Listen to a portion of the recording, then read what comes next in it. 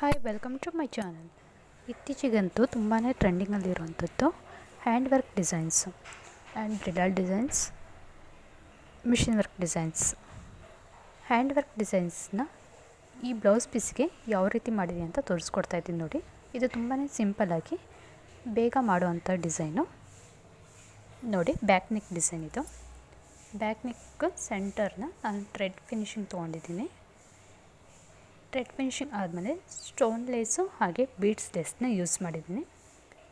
ಇದು centre customer ಸಿಂಪಲ್ಲಾಗಿ design ಇರಲಿ, ತುಂಬ ಹೆವಿ ಗ್ರ್ಯಾಂಡ್ ಬೇಡ ಅಂತೇಳಿದ್ರು. ಅದಕ್ಕೆ ನಾನು ಸೆಂಟರಲ್ಲಿ ಒಂದು ಫ್ಲವರ್ ಡಿಸೈನ್ನ ಕೊಟ್ಟಿದ್ದೀನಿ ನೋಡಿ. ಆ ಕಡೆ ಈ ಕಡೆ ಆ ಸೆಂಟ್ರ್ ತೊಗೊಂಡು ಸೈಡಲ್ಲೆಲ್ಲ ಸ್ಮಾಲಾಗಿ ಫ್ಲವರ್ಸ್ನ ಕೊಟ್ಟಿದ್ದೀನಿ.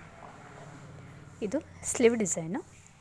ಸ್ಲೀವು ತಿಲಕದ ಶೇಪು, ಅದರೊಳಗಡೆ ಸ್ಮಾಲ್ ತಿಲಕ, ಕೆಳಗಡೆ ಫ್ಲವರು.